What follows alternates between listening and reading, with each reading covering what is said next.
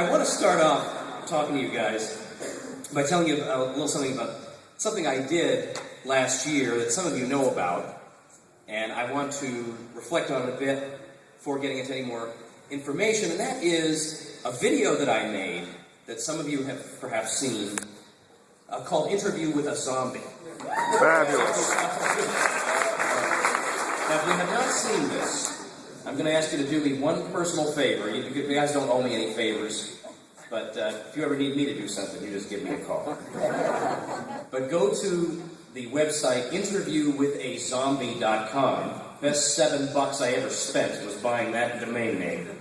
Even if you've seen the video, by the way, go to interviewwithazombie.com and you'll also get to see the blooper tape, which is much funnier than the actual video. But the idea, the premise behind Interview with a Zombie is that there's a zombie who has his own television talk show on which he interviews authors. So imagine that, a zombie having his own show. How different that is from our normal television. So my friend and I, of course the zombie is played by economist Bob Murphy, as a PhD from New York University. Super sophisticated guy, but obviously has no self-respect whatsoever. Dresses up as a zombie at the drop of a hat. I didn't even ask him. I just mentioned the idea. I was actually sitting at lunch table with people saying, gosh, I'd love to do this. I had this idea for a skit, talk about nullification. I just need somebody to play the zombie. And Bob is sitting there going, come on. I mean, my gosh, I'd step over my own grandmother for the opportunity to play a zombie, and I don't even know what you're asking me for. So the idea that we came up with was that the zombie would be able to say only one word at a time. So in order to kick off the interview with me, naturally, he holds up the book and says, book. Right, that's right. As you'll see from the blooper tape, the first 2 times he did this, I could not hold it together. All right, so then I go on, explain what the book is about, and then the idea is that the whole rest of the interview is him throwing these sort of politically correct accusations at me. Slavery. Racism. Actually, slavery, nullification was never used to defend slavery, as we saw in the video, right? I mean, even though Rachel Maddow deliberately tries to confuse you. I know this is a night of surprises, isn't it? Rachel Maddow deliberately tries to confuse you by saying the pro-slavery John C. Calhoun supported nullification. So, of course, you know what that means. It's all about slavery. Well, of course, it was never. What would the southern states have needed nullification for with regard to slavery? What anti-slavery laws would they have needed to nullify? Like, the argument doesn't even make any sense. All right, so I go on and explain to the zombie that it was never used to defend slavery, and it was in fact used to fight against the fugitive slave laws. And isn't that neat? I'm going to put these here. If I forget them, somebody remind me. My glasses are down here. So after I answer that objection, he then moves on to another objection. Well, racism. I bet nobody in this room has ever been accused of racism because you support the powers of the states against the federal government, right? I bet you've probably never heard this before.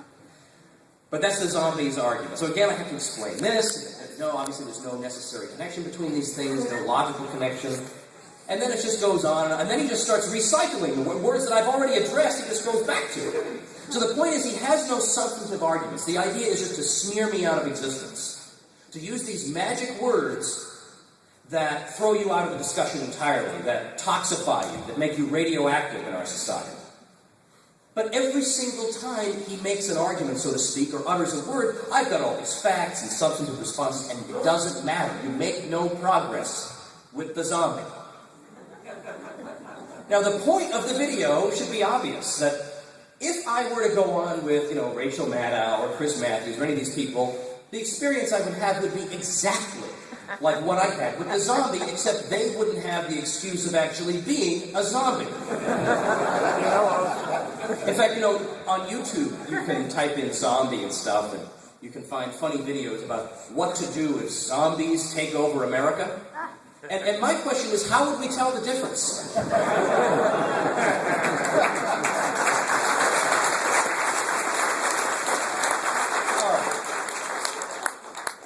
So that was a promo for nullification. It's got a whole bunch of views, people viewing this thing. People have supported it quite a bit. I was very happy about that. But it's making a larger point here. I mean, ha ha ha. But it's making a larger point. First, strategically, it helped, because before people could smear me with those words, I'm already laughing at them. So that now when they do try to smear me, well, then all my friends just go on their blogs, and in the comments section, they link to the zombie video. So it's great. $7! Plus, people did help me out with the video and so on, but that was really great for me, in that it made it easier to push an idea that is totally out of the so-called mainstream.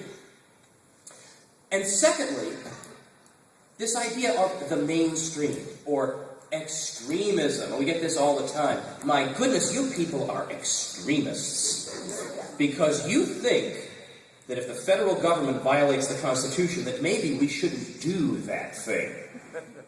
And this is extremism. And extremism is another one of these words that's used to shut down discussion. I mean, what, you want to be an extremist? What's wrong with you? No. You want to be in the mainstream. The mainstream runs from Hillary Clinton to Mitt Romney. So it's about a 3-inch area, pretty much. Like this one right here to like here. That's where you want to be. And of course, the point of the video is that in our society, if you want to talk about a real substantive issue, that alone makes you an extremist. Because if you were part of the mainstream, you'd be satisfied with the completely trivial issues they want us to talk about. Should the top marginal... Thank you. Or should the top marginal tax rate be 39.5 or 35%? Which one should it be? In which of two possible ways should the federal government loot us every year? They could loot us by taking this part of our property, or they could loot us by taking another part. Discuss.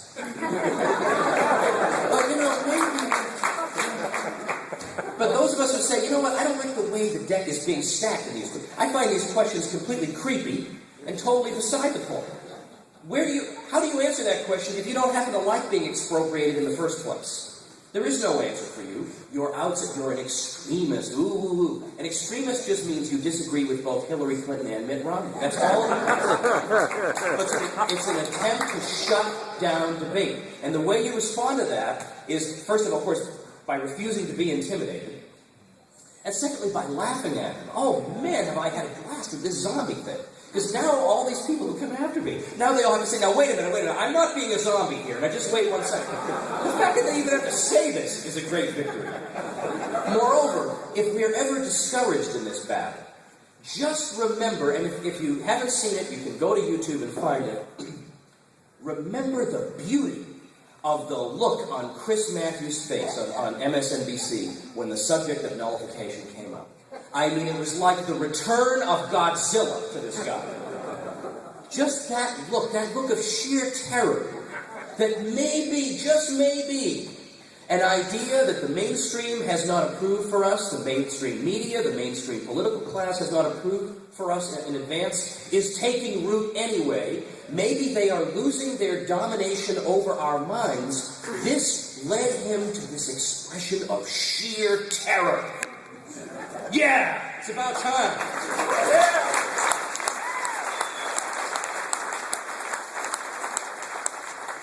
I made the terrible mistake of abandoning my water. I'm extremely dehydrated today, so I'm going to take a little break here. Talk amongst yourselves. I'll give you a topic. I forgot to give you a topic. Yeah, right. The whole discussion could be one word. All right, just very quickly.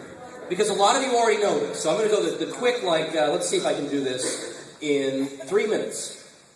Not the whole rest of the talk. No such one.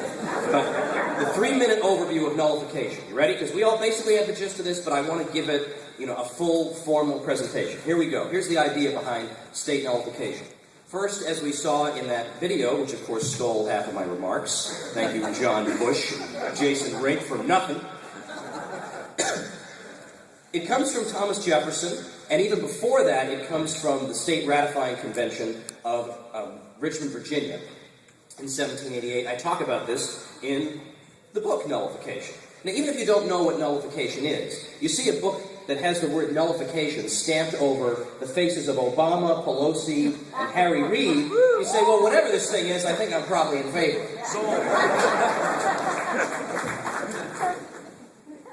in 1798, Jefferson and Madison draft the Kentucky and Virginia resolutions, respectively. In these resolutions, we see it spelled out what the powers of the states are in situations like this, when the state is responding to a federal law that violates the Constitution, or a federal measure that violates the Constitution. What should the states do? Well, the states should refuse to enforce this. And I give evidence that there is good constitutional grounds for believing this, and I won't go into all this tonight because I'm doing the quick version. But the bottom line of this is that Jefferson said that nullification is the rightful remedy. And James Madison said that the parties to the Constitution, he said this in his famous report of 1800, in the last resort have got to have some way to check the federal government when all three branches betray us, even the holy judicial branch, which is supposed to be infallible, and once the judges have spoken, we're all supposed to bow down and shut our mouths. Even then, says Madison, we need to be able to resist. Madison said in the Virginia resolutions of 1798 that the states were duty-bound to resist when the federal government violated the Constitution. Now, later on in his life, he said different things. And so people say, aha, well, in 1830, when he was 103, he changed his mind or whatever. I addressed that on pages 288 to 290, so I'm going to leave you with that. But when we talk about this, the logic of it basically runs as follows. Just a few steps. Number one, in the American system, no government is conceived of as being sovereign. And by sovereign, I mean having ultimate decision-making power. We sometimes talk about state sovereignty, but that's just shorthand for the sovereignty of the peoples of the states. No government is sovereign. That's the old world European model that Americans fled from. It's the peoples of the states who are sovereign. And in their sovereign capacity, they apportion powers between the state governments and the federal government. And in so doing, they don't give up their sovereignty. They are merely exercising their sovereignty. They retain ultimate decision-making power. So if the agent that they themselves created, namely the federal government, should go beyond the powers granted to it by the sovereign peoples of the states, then the very logic of the system demands that the sovereign peoples of the states, by virtue of being sovereign, have to have a last resort mechanism for intervening when their own system perverts its instrument, namely the Constitution. That's the logic of it. So it doesn't matter that a bunch of, that the Supreme Court, once or twice has said, hey, you're not allowed to do this. That's totally beside the point. The point is that the logic of the system demands it. The system makes no sense otherwise. And that's what I'm elaborating on in the book and in some of my other stuff. Okay, so that's kind of I did it. I did it. 3 minutes. Okay. The federal government, said Jefferson, cannot have a monopoly on determining what its own powers are, because we all know what it's going to do. It's going to suddenly determine that it has more and more and more and more and more powers.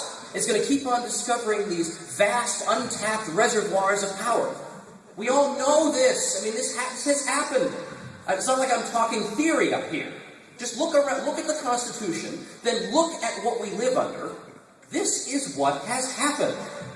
So it's not enough to say, well, gee, it would be nice if they would listen to the Constitution, then the government would be more limited. Yes, it would be nice. A lot of things would be nice. But power has to counteract power. You can't expect the 10th Amendment to enforce itself. The states have to assert themselves. That's the idea behind state nullification. That maybe there aren't going to be national solutions to the problems we're facing. Maybe they have to be bottom-up instead of top-down solutions. Maybe we're just feeding a monster when we keep looking for national solutions.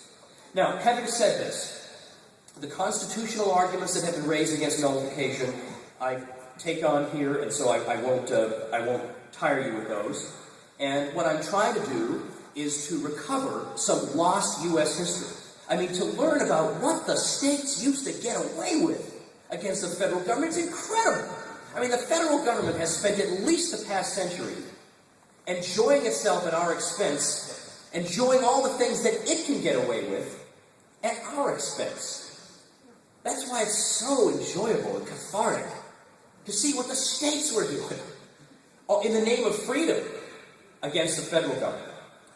But having said that, I want to emphasize that the fact that a crummy law violates the Constitution, well, that's bad, and I'm sorry about that, and I'm against that. But the real problem is that the law is evil and immoral in the first place, Constitution or not. And we have to focus on, because oftentimes we get bogged down with focus, and the Constitution, that's great. If the Constitution is an argument that you can appeal to with your friends, to get them to agree with you about limiting government, you have my blessing, let's go use it. But ultimately, it's a question of right and wrong, good and evil. And it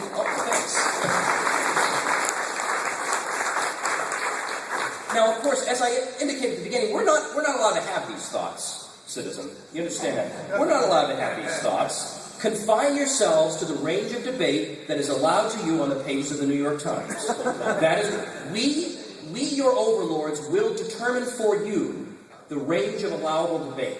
We will determine for you. How dare you uppity people think you have some voice in determining the range of debate? That's been the attitude. And so we have this problem of thought controllers in our society who use demonizing, toxifying words like extremism, or they introduce slavery to scare people away when it has, not only does it have zero to do with nullification, it's exactly the opposite.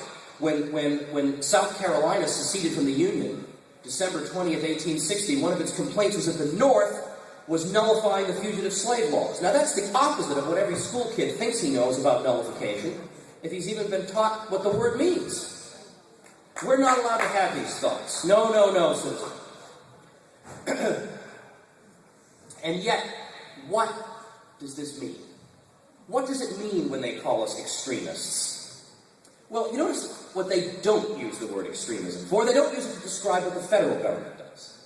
You never hear the thought controllers, and when I say thought controllers, I'm thinking about, the MSNBCs, even the Fox Newses sometimes. I'm thinking about Media Matters, this left-wing media watchdog group that monitors all television to make sure nobody utters an unapproved thought.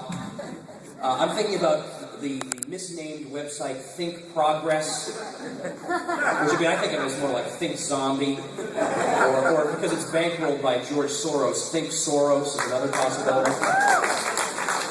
But notice that it is not considered to be extremism when the TSA is sticking its hands down our pants. Nothing extreme about that. That's just public policy, citizen. Shut your mouth.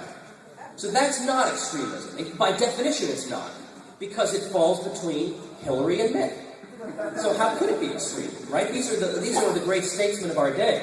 They're going to be remembered for centuries and centuries on. There'll be a Plutarch someday who will write the lives of these people. Or how about the fact that our entitlement programs are underfunded by an amount more than double the GDP of the entire world?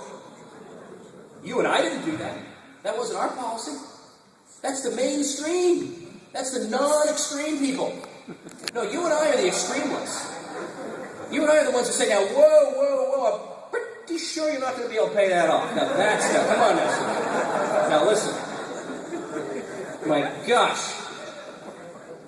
Now, I don't want to make this all about myself, but I am going to share a little something about my experiences. I, of course, when you write a book called Nullification, and you're talking about the powers of the states, you know what's going to happen.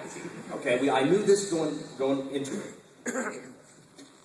I knew I was going to be called all kinds of names, and people were going to accuse me of having bad motives, and I'm a bad guy, and I just want to impress people. Yeah, because the best strategy for oppressing people is first try the almost insuperable task of resurrecting a completely toxified historical concept called nullification. First try to do that.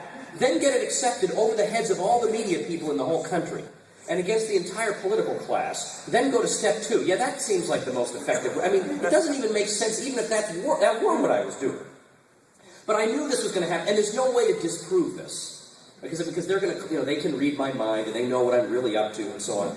And so, I've been called some rotten names, and I've had some terrible attacks on me, and it's made me thicker skinned, but more importantly, the experience has actually made me a better person. Literally, in the sense that, for one thing, and I'll be honest with you, I used to, when I was younger, and I would write stuff, I would criticize books I hadn't even read. Because, I knew the author was a jerk, and I'd heard about the book, so it's probably stupid, whatever. Now, come on now, let's be honest. You're going to tell me you have never criticized a book you haven't read? I mean, come on. Like, everybody read Al Gore's book, Earth in the Balance? Come on. No. We have all done this. And they did it to me. Not just with this book, but with other ones. They did it to me. They said terrible things about me. They sometimes said the opposite of things that I said. The complete opposite. So they obviously hadn't read it. And I just decided at that moment, I'm not doing this anymore. I mean, they can treat me this way, and they can act like this, but I'm not going to be like this anymore.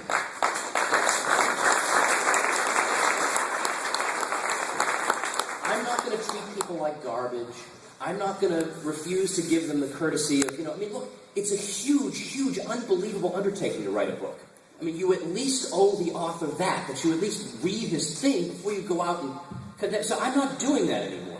I'm not going to criticize somebody on the basis of 2 or 3 totally uncharacteristic quotations from 15 years ago, as if that's who this person is. I'm not doing that to people anymore. I used to do that, and that's childish and pathetic, and I'm not going to be that person. And that's what I learned from having gone through this, that they're going to keep doing that to me. But at least I can live well and I can sleep at night. And this has been an important experience for me. And I will say also that some of the attacks on me have been so vicious and so high profile that it occurred to me years ago that it was very likely that at some point, and I'm saying this not to get sympathy, but it occurred to me that at some point probably they would get to be so great that I would basically be abandoned. That basically people would say, this guy's too much of a liability, we got to just move on. And I would have been okay with that. I did my duty as I saw it, and I would have been okay with that. And yet it hasn't happened, because everyone has stuck by me, and I want to thank you. Thank you.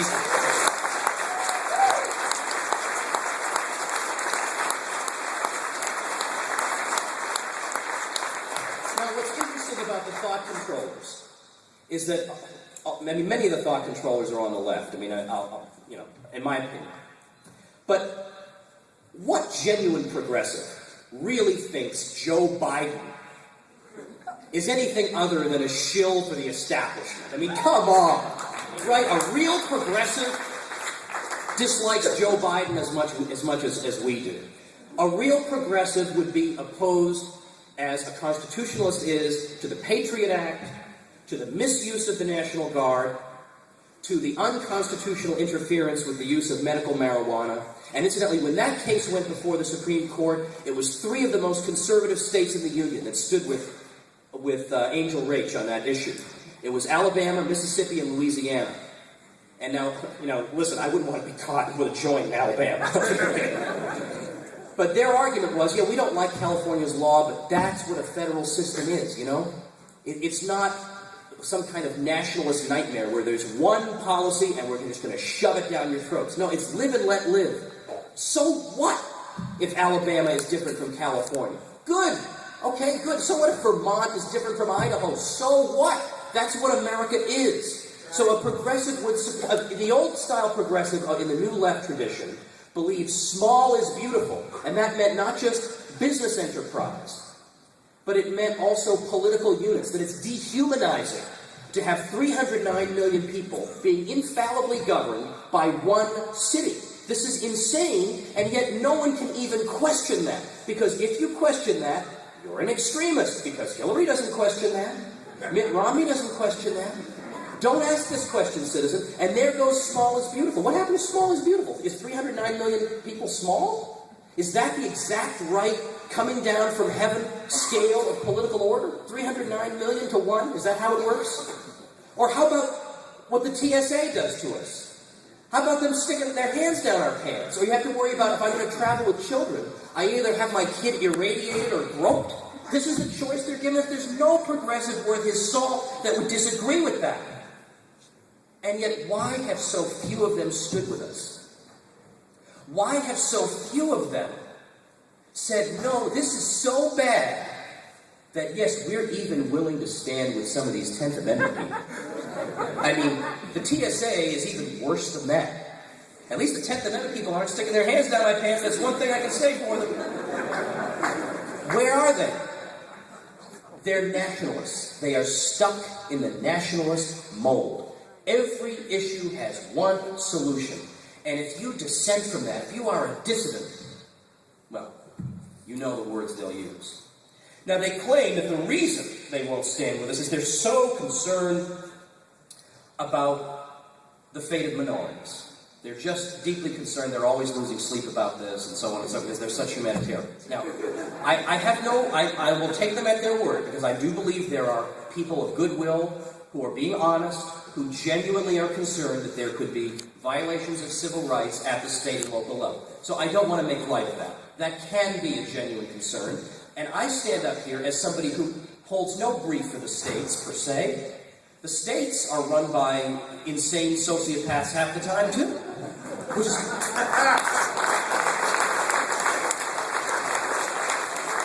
precisely why I favor nullification, because at least we can put them to some good use. Have them do something for us. But when we think back about, people will say, well, in the civil rights movement, didn't they use nullification rhetoric? And, of course, yes, they did. They did use nullification rhetoric. But there are a couple things to remember here. Now, again, first, as somebody who I describe myself as a libertarian, I look at what was going on in southern states in the 1950s, and I see a state offense against human dignity. Because look at what was going on. Remember the Rosa Parks episode, of course. Now, Rosa Parks, we all remember the bus boycott. But in 1943, an episode most people don't remember, Rosa Parks, let's remember, by the way, that when we say that the blacks had to sit at the back of the bus, it wasn't that you would get on the bus and then you would walk toward the back. You would get on the bus, put your coin in, then get back out, and then go to the back door and get in. So Rosa Parks, one day, it's a rainy day, she gets in, she puts her coin in, she gets back out, goes to the back, and the bus drives away. So it's not enough that she has to live under this. Now they have to treat her like an animal. So then, in the mid-50s, now she has her opportunity. She gets on board the bus on that fateful day. It's the same bus driver who left her in the rain 12 years earlier. So now, of course, the argument is, well, I mean, this is this city bus monopoly, and these ordinances are, state enterprises. I mean, it seems like we're entitled to being treated with dignity here. And when they boycott the buses, they're trying to think of alternative ways to arrange transportation. So, all right, some people will take people in their cars. And then there's an attempt to crack down on that because you don't have a license to do that, to cart people around. So again, it's a state of... I mean, what are these people supposed to do? So, and I think it's entirely right to have sympathies. So it's not that people think, well, you just don't care what's going on. I do care. But what was the remedy in that situation? Like, how did they get in that situation? And the answer, of course, is that it wasn't the court cases that turned things around. The court cases did not turn things around. Yeah, there were some mild consequences. The thing that turned things around was when the 15th Amendment began to be enforced with the Voting Rights Act of 1965. Then suddenly, a lot of these problems began to go away. So to compare 2011 with Birmingham 1963 is not fair, and it's not a reasonable comparison. In the same way that the neoconservatives think every single second is Munich 1938. The progressives think it's always Birmingham 1963. It's not.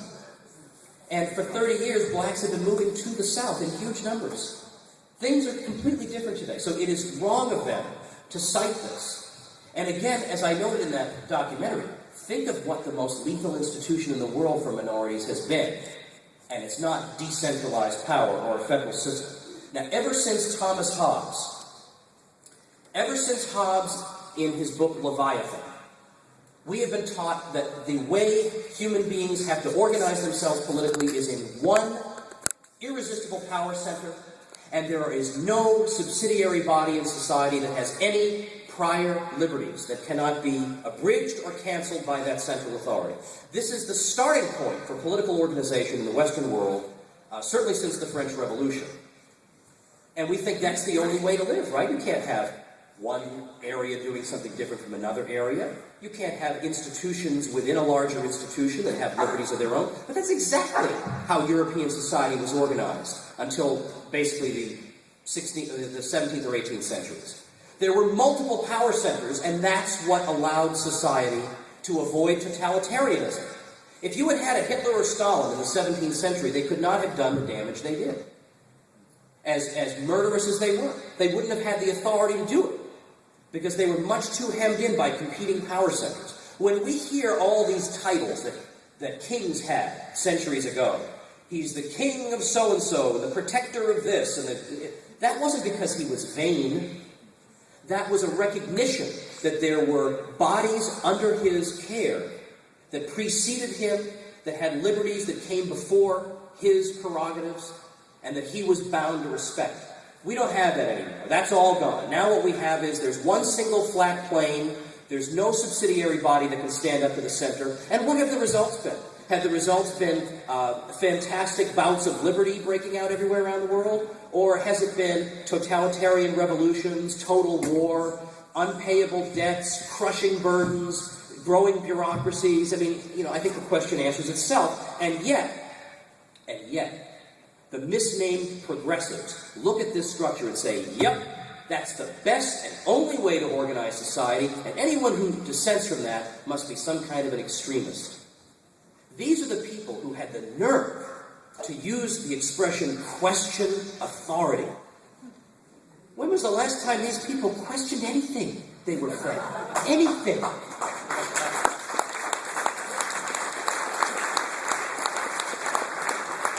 Now look, there are a lot of reasons. There are a lot of reasons that we might all be here.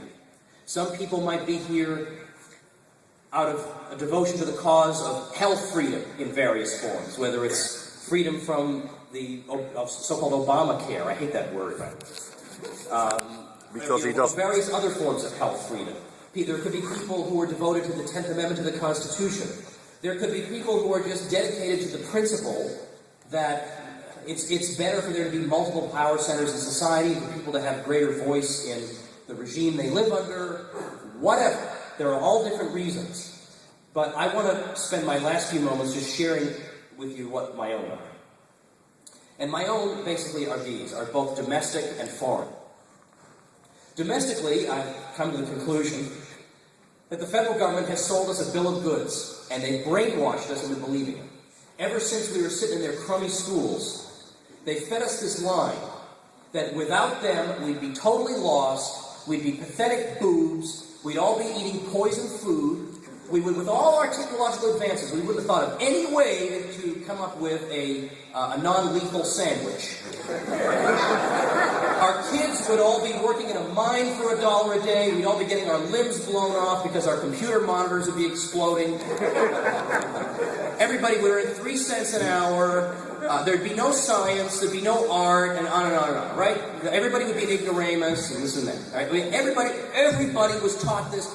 I understand why people believe this. There's a superficial plausibility to it, because you say, well, before we had a lot of government intervention, people lived in terrible conditions. Now they live in better conditions, so the one must have caused the other. That's completely illegitimate reasoning, and I think I try to demonstrate that in my newer book, Rollback.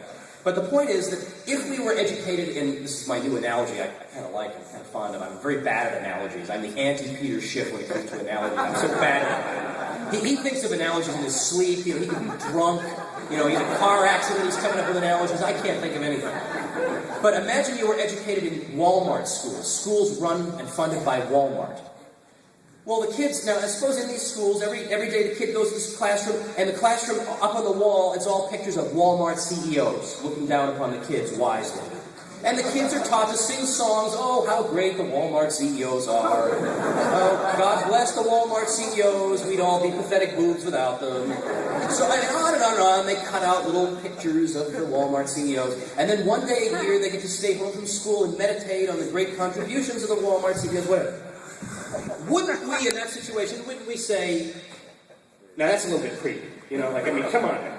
Maybe there were a couple of good Walmart CEOs, but I refuse to believe that all good things of civilization came from these people. We would say that. Yet, when it's U.S. presidents up on that wall, we accept everything they say. Oh my gosh, heaven forbid. What kind of a caveman are you? You mean you don't want the great innovations of President so-and-so? Where would we be? We'd all be dead in a ditch and have no limbs and 3 cents an hour. It's like a mental disorder. Somehow it's been taught to. I don't know. It's an incredible racket. It is an unbelievable racket. I mean, in a way, I almost wish I was clever enough to have thought of it. I would loot you people. I would loot and expropriate you people. And then to add insult to injury, I would train your kids to cheer what I'm doing. I mean, that is serious sociopathic cleverness. How do they think of this stuff? So I don't believe it.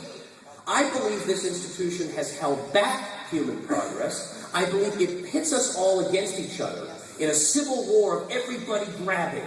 And every one of us has been sucked into some kind of interest group, whether it's our occupation, or our age, or our race, or our class. Everybody wants to grab and grab and grab and grab. It's what Frederick Bastiat said. The state is the great fiction by which everyone attempts to live at the expense of everyone else. And look at where it's gotten.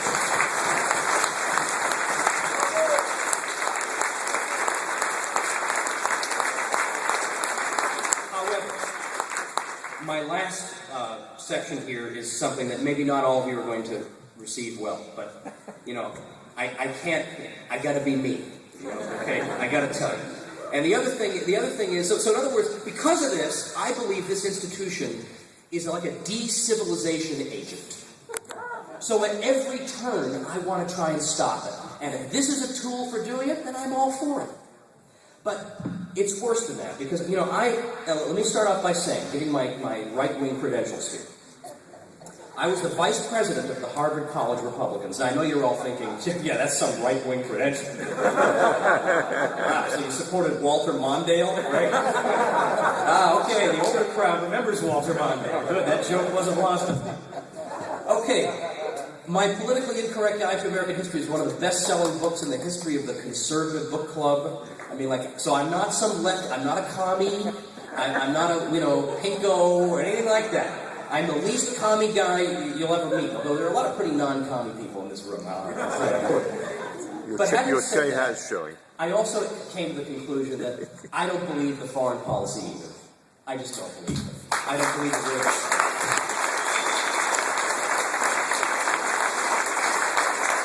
And I say this to people knowing, again, that some of you are going to disagree with me, but I'm telling you I'm not a leftist in any way, and I came to the conclusion that they're lying sociopaths domestically, and they don't magically transform into angelic beings when it comes to foreign policy. They're also lying to us there. Now, that's not to say that there aren't some nasty people around the world. I mean, there's no need to caricature what I'm saying, but I think back to the 1990s when I was, younger than I am now, and I basically believed that, I'm a good little conservative, and so, when the authorities tell me that military action is necessary, only a pinko commie would question that. Now, that was a big moral mistake I made, an intellectual mistake, and I'm sorry I made it. And I think back to the disgraceful ways I used to make up excuses for these people. They would commit horrific atrocities. And they would do it on the most flimsy pretext. I mean, the arguments they made for some of these wars were so transparent. I thought, I began to think, how can a conservative, who's supposed to be dedicated to Western civilization and reason and on, be swept up in this? I mean, it's so beneath us to fall for some of this stuff. And yet I fell for it, and I would go around searching for corroborating evidence to support their lies. And if I had seen a poor Russian in the Soviet Union doing the same thing, saying to his neighbors, no, what Prague is telling us is true. Look, I've been looking it up, and I've looked at all this evidence I found. I would have treated that person with contempt. But for some reason, when it was my looting expropriators, it was okay for me to make excuses for them and to search out corroborating evidence for arguments that they had abandoned. They themselves had, they weren't even making these arguments anymore, and I was still looking for ways to defend them.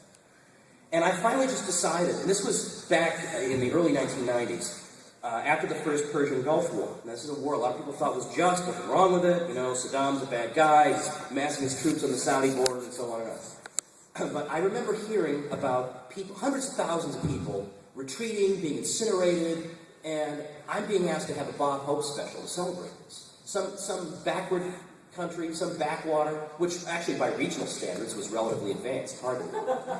But relatively speaking, a modern healthcare system and so on and so forth. So I thought to myself, what's happening to me? What have I allowed this institution to do to me that I could look so callously on these poor people. I don't care if they were conscripted into an army. They were conscripted, most of them, and I don't care that the sociopaths in D.C. have told me I'm supposed to hate these people, because I don't hate them. And when I saw that I was supposed to, if there had been an earthquake over there, we would all be tears of pity about it. But when they're incinerated alive, nothing. These people are human garbage.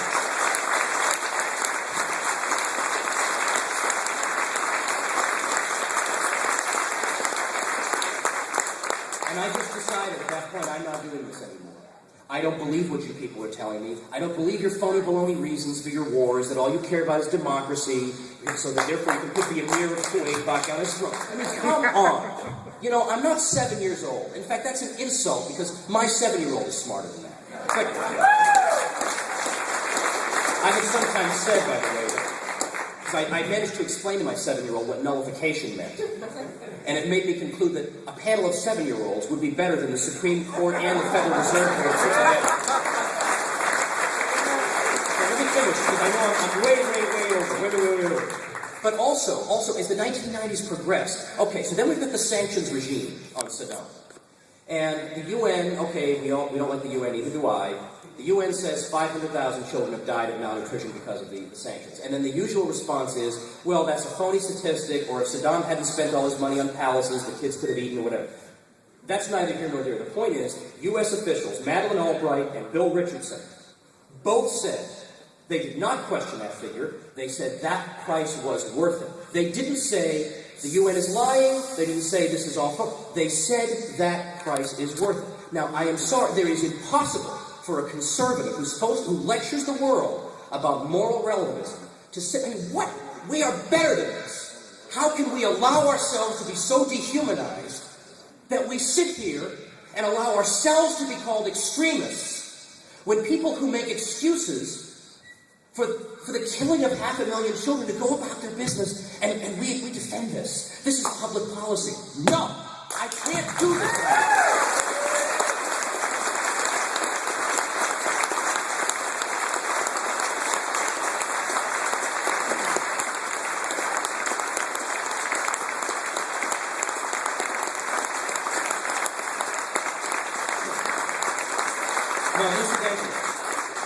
Incidentally, Russell Kirk is considered by some to be the founder of modern American conservatism. His classic book, The Conservative Mind, is probably in like a 9th edition by now.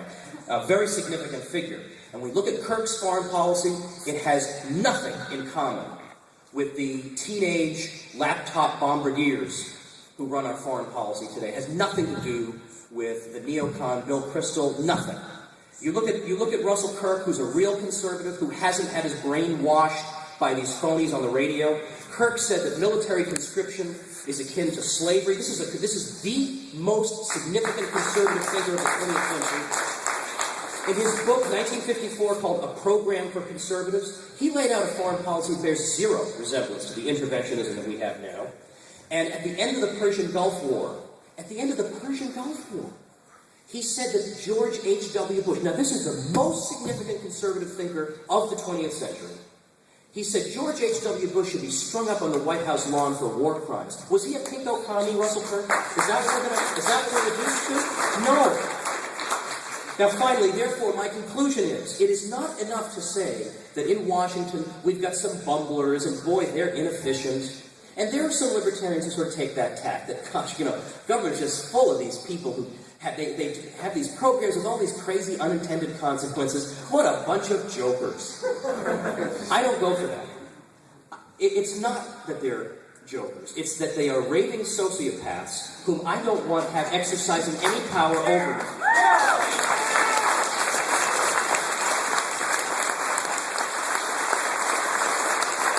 And if we at the state level, if we in our own communities, if we can't solve our problems face-to-face with each other without the intervention of these people, then heaven help us. The state, but especially these modern mega-states, have been a moral and material disaster. Now, being here, and of course, in this type of room, there are people of all different points of view. And sometimes people wonder, well, maybe there are some people on the left who are so disaffected on some critical issues that maybe they'll join with us. And in some areas, And here I am, I'm the squariest of the square. I've never smoked pot. I've never done any of this stuff. I got 4 kids. I got a minivan. I'm not part of this. But I feel like I have more in common with somebody like, in the 60s, a Carl Oglesby, who said that the old right, which is the right wing that I'm talking about, has been totally decimated, and the new left are in many ways morally and politically coordinated. I'm sympathetic to the new left historian William Appleman Williams, who said that the best approximation we ever came in this country to having truly humane communities was under the Articles of Confederation. Now, you utter these words, you say something like that to Bill Kristol, you may as well be holding a crucifix in front of Dracula. Now, are there alliances that are possible? Maybe. I mean, I did a book that I've got out there with friend Murray Palmer, and he and I disagree on almost everything, but on critical things we came together and we produced, I think, a nice little product. I don't know what types of alliances are possible. All we can do is to hold aloft the banner of justice and humanity and see who rallies to it. And no matter who joins us, fight we must. For as Ludwig von Mises said, everyone carries a part of society on his shoulders. No one is relieved of his share of responsibility by others. And no one can find a safe way out for himself if society is sweeping toward destruction. Therefore, everyone, in his own interests, must thrust himself vigorously into the intellectual battle. None can stand aside with unconcern. The interest of everyone hangs on the result. Let's all stand together. Thank you very much.